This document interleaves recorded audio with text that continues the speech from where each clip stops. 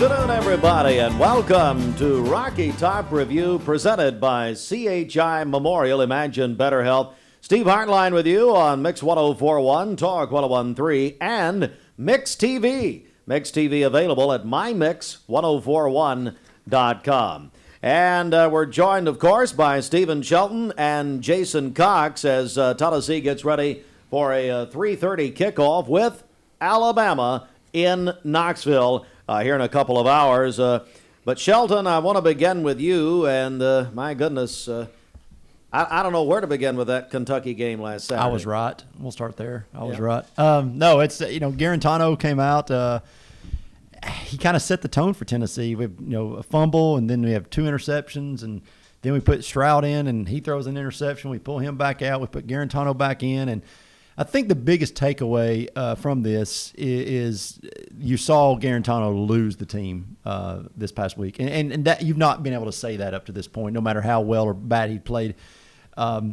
But I do think that when you look at Tennessee football and you look at where we thought they were and where they're at this week, how one game can change the whole, I guess, viewpoint of where you thought this program was at. But I will never question. I had somebody text me after our show last week and was ripping me because Garantano was giving his all to Tennessee. It's not a question whether that Garantano is giving his all to Tennessee. I'll never question that. I think the guy wants to win more than anybody out there.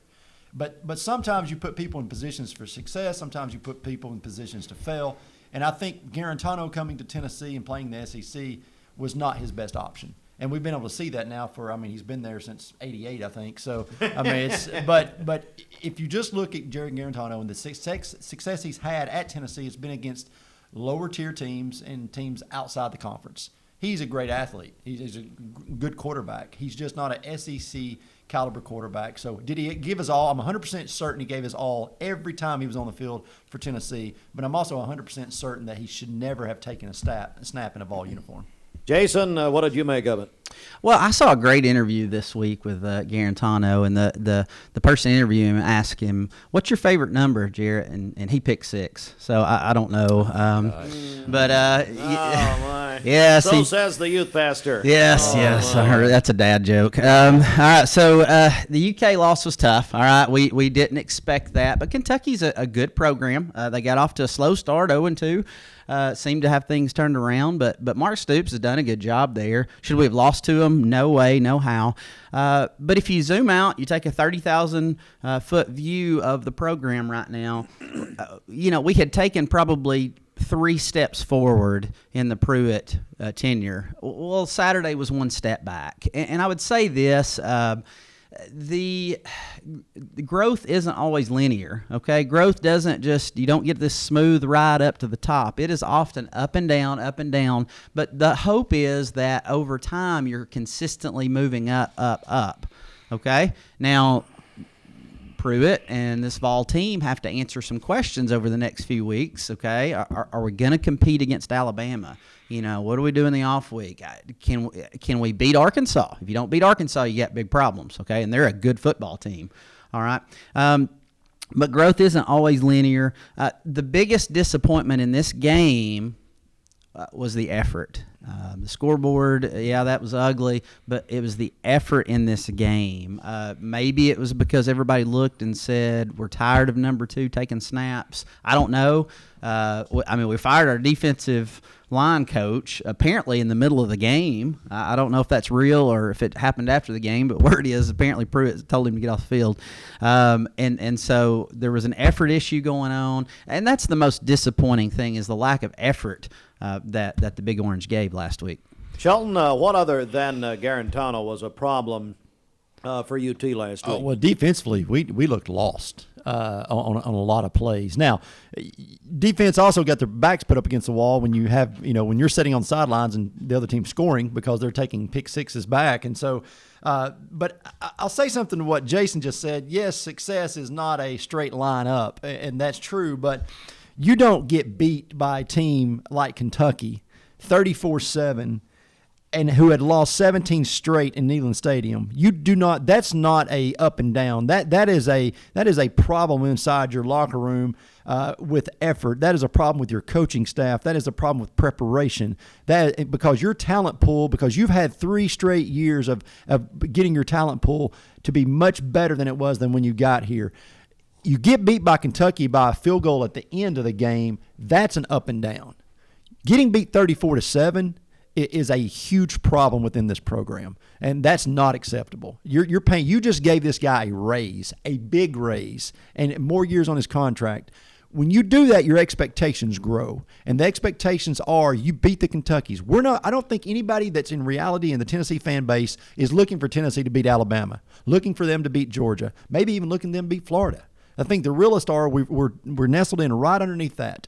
After Saturday, now we're nestled back down with the Vanderbilts and with the Missouris, and I don't even think the South Carolinas because they're better than we are right now. So at the end of the day, this is a problem of preparation and desire because these guys still, to this day, do not know what it means. You can bring Al Wilson in and anybody else. They do not know what it means to wear the T on the side of their helmet. Well, it all starts and ends with the quarterback position. And unfortunately, I think you're still going to see number 2 taking snaps to start the game this week because they just simply don't have anybody else ready to go. And that's a failure on the coaching staff for not recruiting better, not developing better, whatever you want to say. But that's just the reality of where we are. I think Garantano's starting this week. Well, I mean, he's taking all the first team reps in practice. Word I hear, Bailey may be the second one off the bench. Well, and again, I'm tired of hearing they're not ready.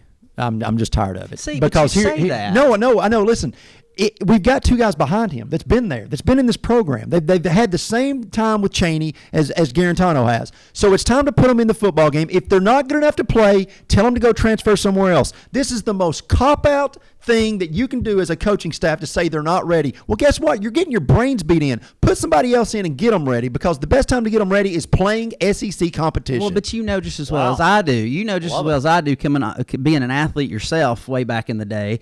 Former. If you can call ourselves that. Former. The way you practice is most times the way you play. Now, you have a backdrop. You have a bias here. Your bias comes from Josh Dobbs a few years ago. We heard, he's not ready. He's probably not an SEC quarterback. Well, then you put him in the game, the lights come on, and that guy was a star. You're also a Braves fan all year long for the last few years. Ian Anderson's not ready. And then all of a sudden we have to give him a chance because of injuries, and that guy might have been the best pitcher in baseball the last couple of months. Okay, yep. So you have that backdrop, but you know just as well as I do that for the most part, the way you practice is the way you play. And Shrout and Maurer aren't getting it done in practice, and Bailey just simply hasn't had the time. So what are you going to do? Because Garantano is doing the best he can. It's not very good. He simply has to manage the offense. If he can just not turn it over, then it gives us a chance in these games. Well, maybe not this week, but it gives us a chance if he can just not turn the football over.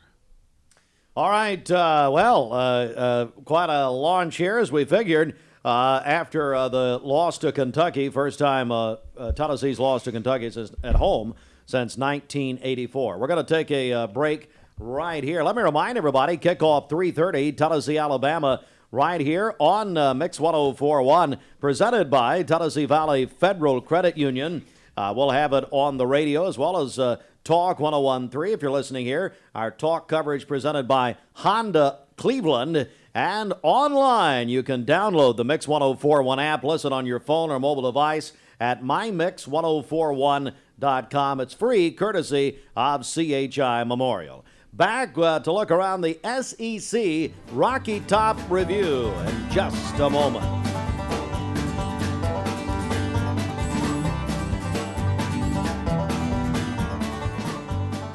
Back with more Rocky Top Review on Mix 104.1, Talk 101.3, and Mix TV. You can find Mix TV, our social and digital TV channel, at mymix1041.com. Let's look around the SEC. Auburn will face LSU at Oxford, and with a balance of the 2020 season on the line for both squads, the Auburn Tigers head to Oxford to face the Ole Miss Rebels. The victor in this critical SEC West matchup receives a much-needed confidence boost as each team takes the field reeling from disappointing losses. Shelton, what do you got?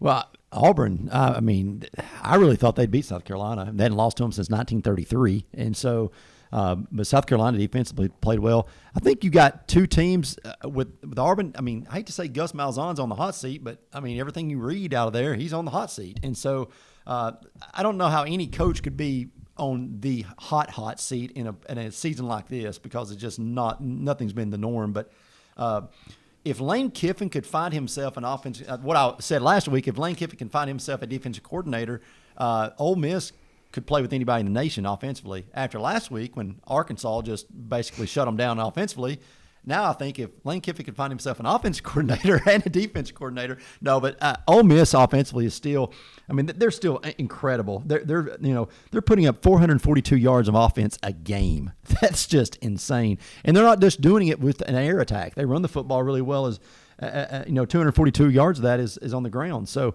I think you see Lane Kiffin trying to really establish himself in Oxford. I see that you see Gus Malzahn trying to save his job in Auburn. But this SEC West, Jason, when you look at it, after you get past Alabama and Texas A&M, I mean, it's just a mess. Mm-hmm. Yeah, it's the Wild West for sure.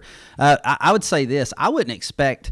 It wouldn't surprise me at all if Lane Kiffin just fired all of his defensive staff and then only hired offensive staff to help him on that side, because he doesn't care about defense. He's you score all you want. We're going to keep scoring. We're going to try to outscore you. I mean, he likes the barn burner of the football game. I expect this week. I expect Bo Nix and Tanks Bigsby for Auburn to have big days, because again, Kiffin doesn't care about defense. So I think Bo Nix has a great day. I think Tank Bigsby, he might have 150 yards on the ground. But at the end of the day, I'm not sure Auburn's any good at all. And that doesn't bode well for Gus. So I'm going to take Ole Miss in this game. All right. Well, let's go to another game here. The team that beat Kentucky, beat Tennessee last week is Kentucky. Kentucky goes to Missouri as the Missouri Tigers. I'll play at 4 o'clock today. Missouri Tigers supposed to travel to Gainesville to play Florida this weekend. That game pushed back to Halloween because the Gators had 21 athletes who tested positive for COVID-19, plus their head coach Dan Mullen. The SEC then decided to alter the dates for those games, so instead Missouri is going to host Kentucky today at 4 o'clock. Jason, let's begin with you. Well, since Tennessee played Missouri, the young man that came into the game about halftime or so, Connor Bazelak, has just absolutely lit the world on fire. 49 for 69 passing, 692 yards, 4 touchdowns. I mean, he is a gunslinger, and he's going to be a good quarterback. He's going to be tough to handle over the years. But I do think Kentucky over the last couple of weeks has found some footing. They're good on the offensive line. They're good on the defensive line. And after a slow start, I think they're on their way up. And I think they have just enough to slow down young Bazelak. And I'm going to take Kentucky. Yeah, with Missouri throwing the football so much, and Bazelak, actually, those 4 touchdowns came against LSU in one game. He threw for 406 yards, 4 touchdowns against LSU. Running back Larry Roundtree II has been fantastic lately. He's 119 yards on 18 carries against LSU as well. But Kentucky now has 8 interceptions, 1 fumble recovery in the last 8 quarters of play. That's 9 takeaways in the last 8 quarters of play. And we should have paid more attention to that before last week. That was it. 6 interceptions against Mississippi State. Yeah, and Mississippi State threw it 60 times. So you think, yeah. But I mean, if they were, they cut receivers off. They did a great job in Knoxville. But Kentucky goes to Missouri. You're looking at a Kentucky team. Do they have a hangover? Here's the problem with college football: is a lot of times when you get kids that played the way they have the last 2 weeks, sometimes they take a week off, and not maybe the whole team, but 1 or 2 players that are key with this. But I would expect, though, that Missouri's got to stop the run, and Kentucky, didn't run it a lot against Tennessee, but Missouri's given up 130 yards on the ground average per game. So I think Kentucky's got to, and Terry Wilson's got to get that run game going for Kentucky, then open it up, the passing game a little bit. But I do agree. I think Kentucky moves on. They were a team that a lot of people thought could finish as high as second in the SEC East. I think they're starting to show that a little bit in a weird season. I think they do go to Columbia. They do get this win. They move to 3-2, and things are looking much brighter in Lexington than they did, just a couple weeks ago. Do either one of you care that the Big Ten started last night? Oh, did they?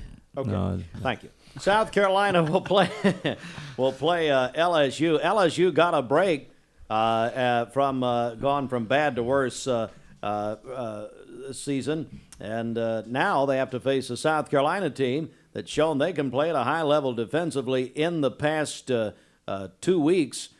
Shelton, what do you make of it? South Carolina, LSU tonight, 7 o'clock.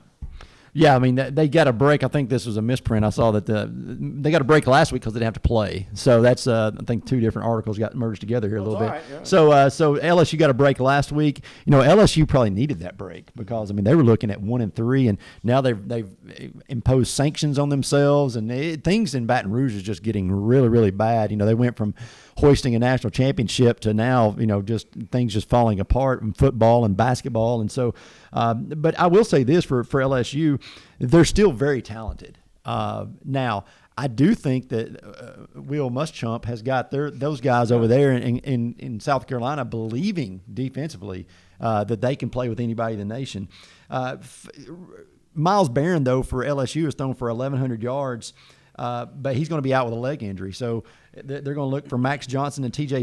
Finley to their two freshmen who by Tennessee terms are not ready to play. They're going to have to play them against South Carolina. But, if South Carolina wins this game, this is hard to believe. If South Carolina wins this game, this is going to be 3 straight wins for South Carolina. They have not won 3 consecutive games, Jason, since 2017. Wow. Hard to believe. Mm-hmm. That is. Who you taking? You know what? I'm taking the Gamecocks. Are you? I really think that Wow. I really think that they go down and they shock the world because I think that defensively they're better than LSU is right now offensively. Yeah. Well, I had every intention to pick LSU. I circled them on my paper.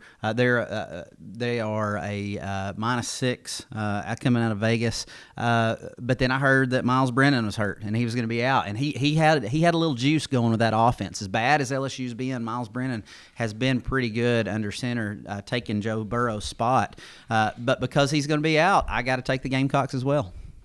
All right, so we're going to pause right here, come back with a final segment, Rocky Top Review on Mix 104.1 and Talk 101.3. Mix TV available at mymix1041.com. If you think it's bad listening to it, just imagine watching it.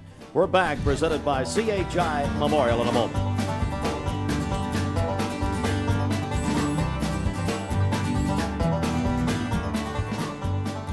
Back with some final thoughts here as we are on Rocky Top Review, getting ready for Tennessee, Alabama on Mix 104.1 and Talk 101.3. Kickoff at 3:30 as Tennessee will host Alabama at Neyland Stadium. Over 100 years of this rivalry. And a reminder that you can also download the free Mix 104.1 app. Listen on your phone or mobile device. Download for free at mymix1041.com. Brought to you by CHI Memorial. All right, let's talk about this game, and then we'll get our picks. I want to begin with Jason.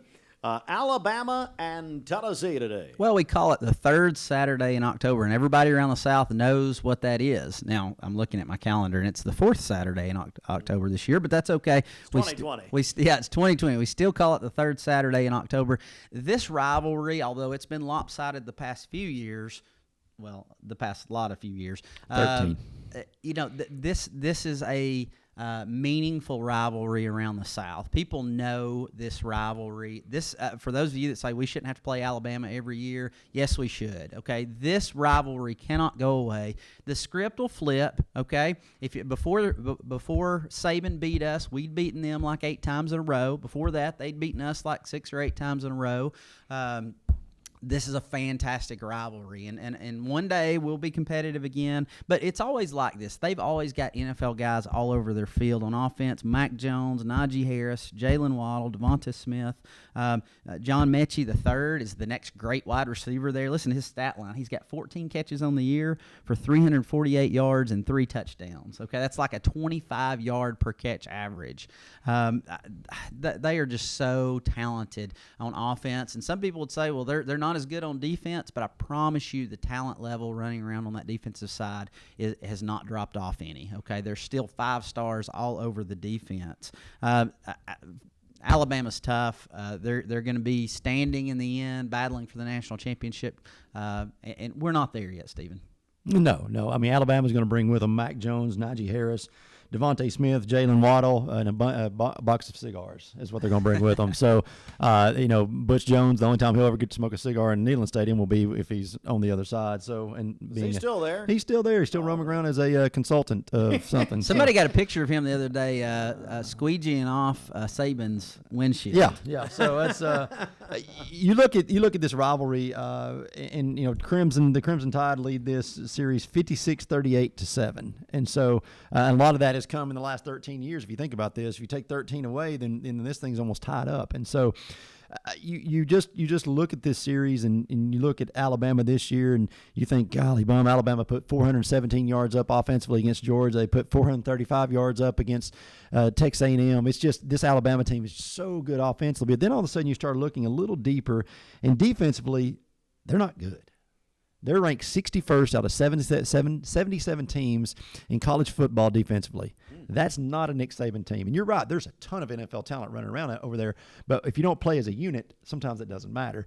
And I think that unfortunately for Tennessee, they've not been able to put up more than 300 yards offensively in the last two games. So if you look at the weakness of Alabama defensively against the weakness of Tennessee, which is their offense, that plays right into the hands of the Crimson Tide. Now, there's a bunch of questions in Tennessee. Does Jared Garantano, does he play, and how long does he play? And if he makes a mistake, how many of the boo birds come out? Because you first lost the team, now you may lose the fans, and you lose the fan base. Now all of a sudden, it doesn't matter what this guy does or what this team does. And so I just, I'm seeing more tickets for sale in a 25% capacity stadium than I may have ever seen in this rivalry, because most people want to go just to see Alabama and see this game, because it's one of the games you always want to go to in college football. So Garantano, I guess he is going to start. I think you'll see Harrison Bailey really quick.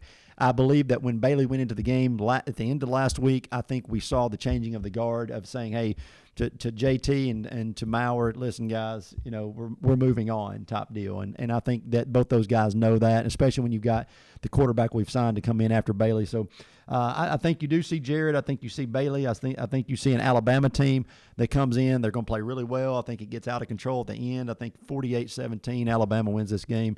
And it's, like I said, Tennessee's going to have to kind of get the ship righted again if they're going to have a chance for 5-5 this year. And looking ahead, Tennessee will be off for Saturday, the Halloween Saturday, and then they go to Arkansas for a 7:30 night game at Arkansas. Jason alluded that earlier. That's not a gimme there. The problem now is Arkansas went from a win at the first, when we're looking, hey, they're going to be 6-4, maybe 7-3, as bad as 5-5. Now all of a sudden, the Arkansas game, looking at that schedule, it may be the most important game on the schedule all season. Yeah. You got to win that one for sure. I'd say before I make my pick, I think Tennessee needs to shorten this game. Okay, we got to get something going in the running game. Even if you have 3 plays to get a first down, you run, and then pass. Run, pass. We've seen that before up in Knoxville in games like this. But you got to be able to run the ball to do that. I expect Garantano to start. I mean, word out, he's taking first team snaps out of practice. And Brent Hubbs said this morning, Bailey's next one off the bench. So, I'd like to see Maurer. I'd like to give him a shot. I know he's missed time in fall camp with COVID, but I'd like to see him. He can run around a little bit. That tends to hurt Bama some. So I'm going 42-17. All right, guys, thanks so much. We'll take next week off for the Tennessee off week, and then we'll be back in 2 weeks on November 7th when Tennessee will meet Arkansas at Arkansas. We get ready to join the Vol Network, the Kickoff Call-In Show, the legendary Kickoff Call-In Show from the General Shale Brick Plaza. Tennessee and Alabama here, Mix 104.1 on the radio and Talk 101.3. Mix 104.1 coverage presented by Tennessee Valley Federal Credit Union. Talk 101.3's coverage presented by Honda Cleveland. It's time now to join the statewide stadium. Have a great day, everybody.